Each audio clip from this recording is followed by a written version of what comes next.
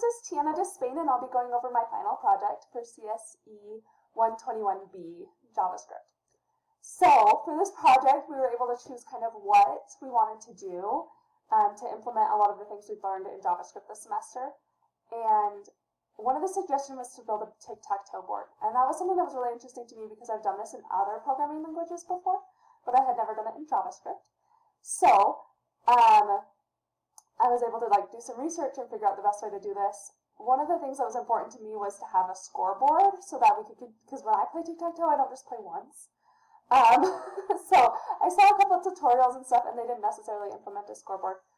So it was fun to implement that, and as you can tell, I'm a front-end developer at heart, so I really enjoyed making this look pretty. Well, I mean, it's not my best work, but at least colorful. And I went with kind of a Valentine's theme because it's February. Anyways, so to kind of show you how this program works, we'll go ahead and just play the game. We're going to let X win first, so as you can see, this popped up. This is just letting us, reminding us whose turn it is. So we'll let X win, and it went ahead and added a point to player X's scoreboard. So then we can clear the board. The score will stay there, and we can let maybe O win this time. There we go. And so this is just something that was really interesting to me, and I was able to use functions and if statements and things like that in the code to get this to work.